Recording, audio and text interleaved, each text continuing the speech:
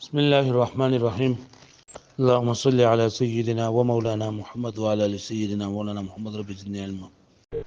رب اشرح لي صدري ويسر لي امري واحلل عقدة من لساني. القديم هذا تصريح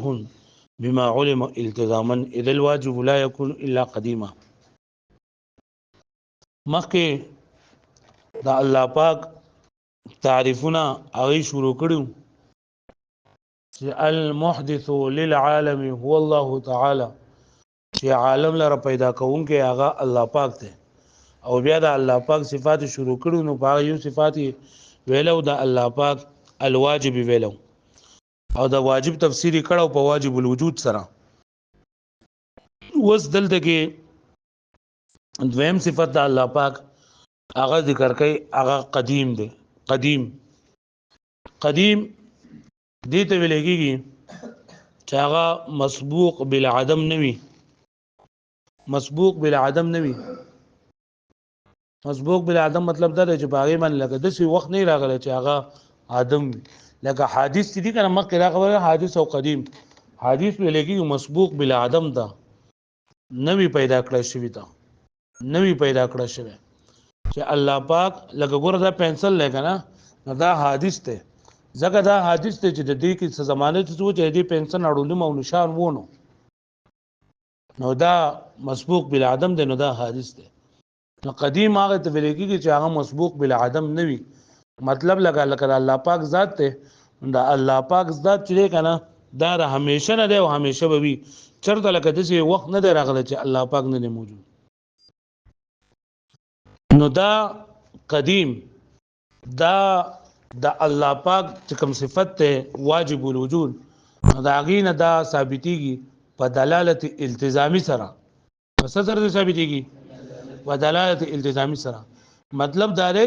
چې واجب الوجود وي نو دا واجب الوجود د لپاره دا خبره لازمي ده چې هغه قدیم هم وي.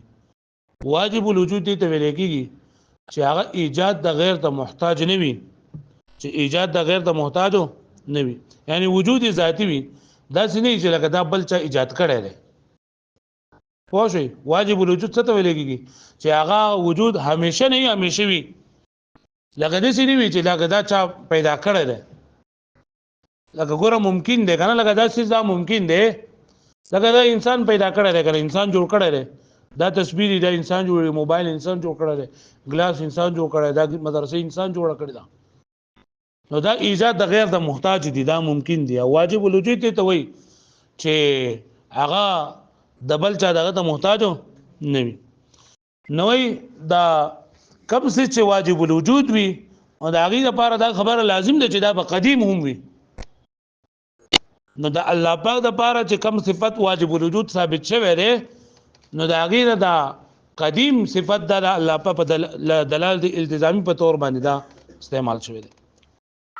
لکه پوه شوی دی باندې ځکه ایجاد چې دی نه دا دغه ته څه ته وایي؟ قدیم څه ته وایي؟ چې مسبوق بالعدم نه وي. پوه شوئ؟ یعنی په دې باندې چې د مخکې عدم نه وي راغلی، مسبوق بالعدم دا مطلب دی. او واجب الوجود څه ته وایي؟ چې ایجاد د غیر ته محتاج نه وي. نو کوم چې واجب الوجود وي د هغې لپاره دا خبره ضروري ده چې دا به قدیم هم وي. ځکه که ته دا قدیم ونه ګڼې نو بیا به د دې لپاره داسې څه کس ګوري چې هغه دې لره پیدا کوونکی دې لره څه وي، او کم څه چې هغه بل لره پیدا کوونکی. نو مطلب یې دا دی چې لکه دا اول نه و خو بیا بل کس دا پیدا کړو نو بیا به هغه حادث بشي. لکه پوه شوې دې باندې یو خبره باندې سبق کې دا کوي. دا ګورئ دی وایي القدیم هذا تصریح بما علم التزاما. وایي دا تصریح ده د هغه څه چې کوم د دې نه مخکې معلوم کړی شوي دي التزامي طور باندې. اذ الواجب لا يكون الا قديما. ځکه واجب نه وي مګر څه وي؟ قدیم وي. پوه شوئ؟ ای لا ابتداء لوجوده. قدیم څه مطلب دی؟ چې د هغې د وجود ابتدا نه وي، یعنی مخکې د دې وجود ابتدا لکه نشته. اذ لو كان حادثا، وایي که چېرې دا حادث شي، قدیم نه شي، حادث شي، نو مسبوقا بالعدم. دا بیا مسبوق بالعدم وي کنه. دا که حدیث ته ویل کېږي چې هغه مسبوق بالعدم او قدیم نه ته چې مسبوق بالعدم نه وي. مسبوق بالعدم مطلب دا دی چې په دې باندې په مخکینی زمانه کې یو داسې وخت تېر شوی چې دا نشو، عدم معنی نشو. لکان وجوده من غیره ضرورتا نو بیا که چر دا مسبوق بالعدم که حدیث وې مسبوق بالعدم دلیل وجود په بیا د بل کس نه وکنه ضروری طور باندې مطلب کته دا الله د ذات تقدیم ونه غني واجب الوجود تقدیم ونه غني او ته حدیث وغني دا حدیث خو دې ته چې مسبوق بالعدم وي چې مسبوق بالعدم نو خامخا به څوک پیدا کوم کوي هغه لره نو هغه به حدیث وګرځي دا به څو وګرځي حدیث وګرځي وس دا خبره را چې د واجب او د قدیم په منځ کې نسبت څه نسبت ده د واجب او د قدیم په منځ کې څه نسبت ده نو په دې کې اقوال دي یو قول هغه ده چې بعضي علما کرامو دا فرمایلی دي چې واجب او قدیم دا دوانه مترادف دي واجب او قدیم دوانه سری مترادف دي ته چې مفهوم د دوانو یو وي چې مفهوم لغوي د دوانو سوي یو وي ترادف څه ته ویلېږي مترادف څه ته ویلېږي چې مفهوم د دوانو مفهوم لغوي د دوانو سوي یو وي یلګه پوه شو ویلې باندې چې مفهوم لغوي د دوانو سوي یو وي لکه د مترادف الفاظ لکه د څه ما چې شریف او عزتمن نو شریف او عزتمن د دوانو یو شی دی پوه شو ویلې باندې شریف او عزتمن د دوانو سری نه ترادف نو بعض علماء کرام ویلي چې واجب او قدیم د ادوانه د مفهوم په اعتبار سره یو دي دا کوم چې قدیم دی واجب دی او کوم چې واجب دی قدیم دی خدا خبره چې دا غلطه ده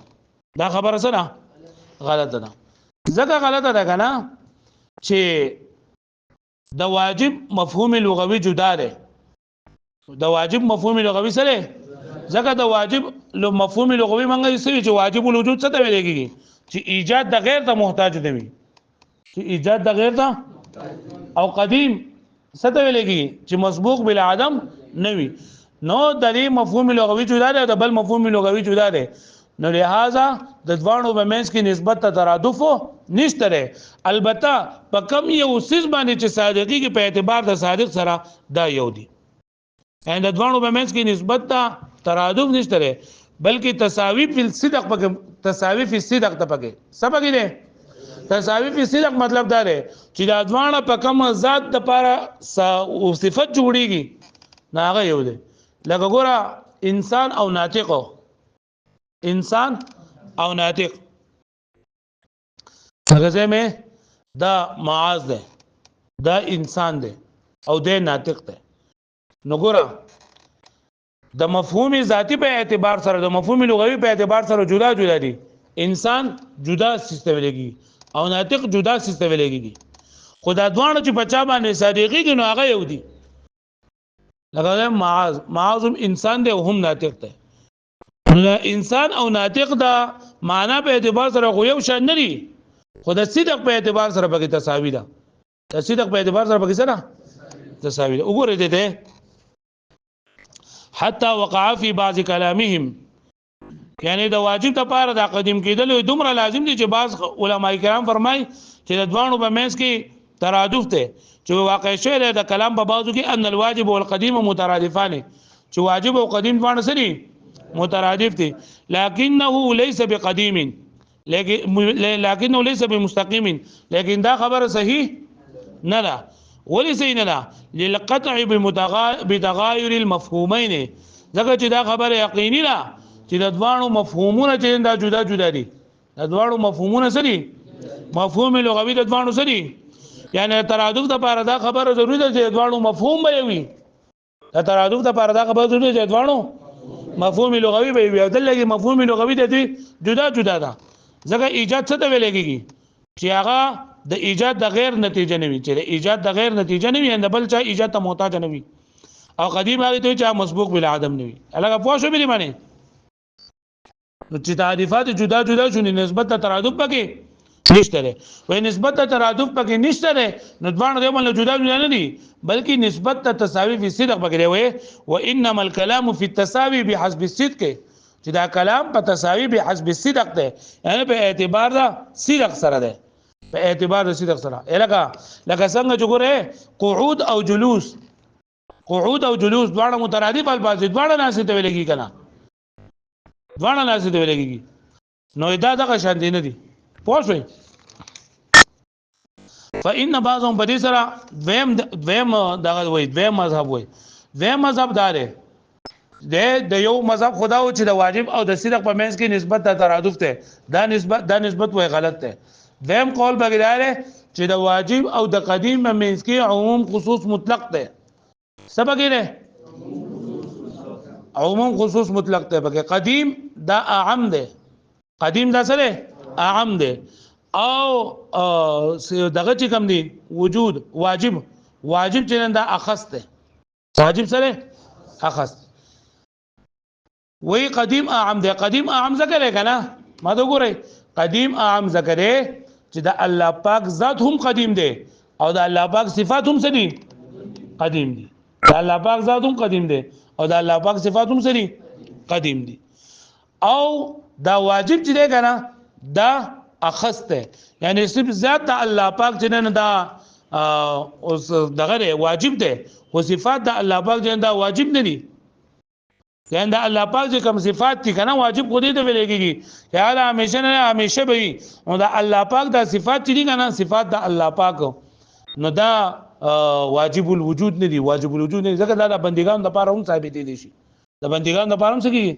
ثابت دي شي وای کچرته صفات د الله پاک د هم قدیم کې کنه د صفات د الله پاک د هم قدیم کې نو بیا به تعدد د قدما او براشي صبر راشي تعدد د قدما او براشي او تعدد د قدما چې دا ناروا ده او صفات د الله پاک چې نه دا دغه دي دا په اعتراض ده کدا ته دغه وکي کته صفات د الله پاک هم قدیم وګڼي نو تعدد د قدما او راغی نن وایو چې تعدد د قدما او چې نه دا په هغه ټیم کې برازي چې کله لکه ذات تر الله پاک قدیم وګڼي دا د ذات سره صفات هم د الله پاک چې نه داته د الله پاک صفات چې داته هم واجب وګڼي نو وای واجب چې دا صرف د الله پاک ذات د الله پاک صفات چې دي کنه دا واجب نه دي یعنی د توحید مطلب دا دی کنه چې الله پاک د ذات په اعتبار سره یو دی د الله پاک د ذات په اعتبار سره یو دی او دغه واجب دی صرف الله پاک واجب دی وګورئ دا فإن بعضهم بعض ویل ان القديمه على ان القديم اعم من الواجب چې دا قدیم اعم دی د واجب نه یعنی د دوانو په منځ کې عموم خصوص مطلق نسبت ده قدیم اعم دی او دغه چې کوم دی واجب ته دا سره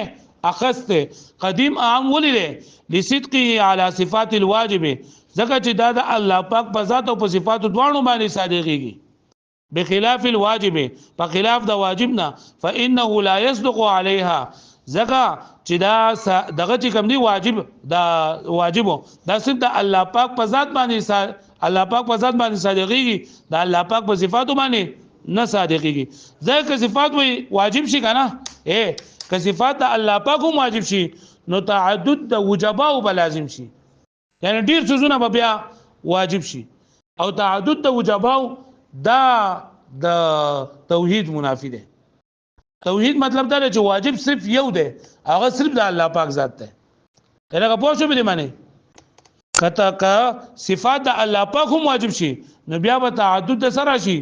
دا وجبا او براشي او تعدد د وجبا او د توحید منافی ده نو اعتراض بنا ده چې کله صفات د الله پاک قدیم وګڼي تعدد د قدما هم راځي نو تعدد د قدما او چې کنه دا محال نه ده تعدد د قدماو د صفاتو په اعتبار سره محال نه لري بلکې تعدد د قدماو چې محال دغه ذات په اعتبار سره محال دی هغه پوه شو به معنی پرې معنی پوه شو چې لکه دا عام دغه چې کوم دی قدیم دا عام دی صفات د الله پاک هم قدیم دي او ذات الله پاک هم سره او واجب چې دا صرف دا خاص دی ځکه صرف د الله پاک ذات واجب دی او د الله پاک صفات واجبو کچرته د الله پاک صفات ته هم واجب کې نو بیا به تعدد د وجبا او براشي صبر راشي وجبا یعنی واجب او وجبا جمع ده